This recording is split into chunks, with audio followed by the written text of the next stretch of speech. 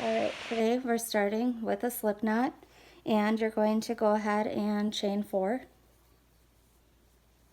And then we're going to single crochet to the first chain to form a ring. So I'm just going to work right into here and do a single crochet. Then I'm going to kind of wiggle my fingers in there so I know where the hole is. And you're going to chain 1, and we're going to turn it around.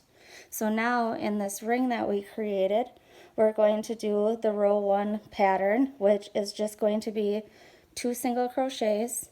So 1, 2, and then we are going to chain 3. And then we're going to put 3 more single crochets in that loop. Alright, so now that was our row 1. You can see we can tighten this up at the end. I always just kind of sew around here to close that to make it lay flat. So now we're going to chain 2 and turn, and now we're working on row 2. So we're going to double crochet into our first stitch right in there. And we're going to double crochet into the next 2 stitches. And now we've come to the chain 3 space. In the chain 3 space, we're going to do a double crochet. 1, and then we're going to chain 3 and put another double crochet in that chain 3 space. And now here we're going to do 2 double crochets in each one, or 1 double crochet in each of the next 2 stitches. And now we've come to the turning chain. In this pattern, the turning chain does count as a stitch.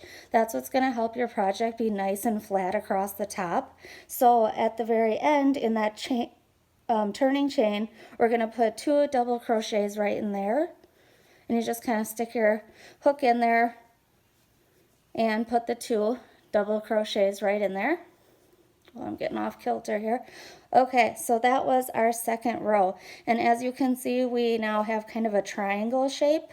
And as this project continues to go, it's going to continue to become a bigger triangle. And then once we have that all done, we start to work in rounds.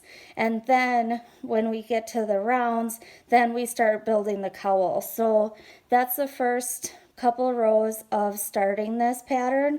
Hopefully that's helpful. If you do have any other questions, feel free to rewind it and look at it again and let me know if you have any other questions. If you want, we can go ahead and do the third row. Otherwise, you can just stop it here. So third row. Oh, you know what? Let's do a stitch count actually. So when you are doing your stitch count, you're also counting that turning chain as a stitch. So at the end of our row 2, we have 13 stitches.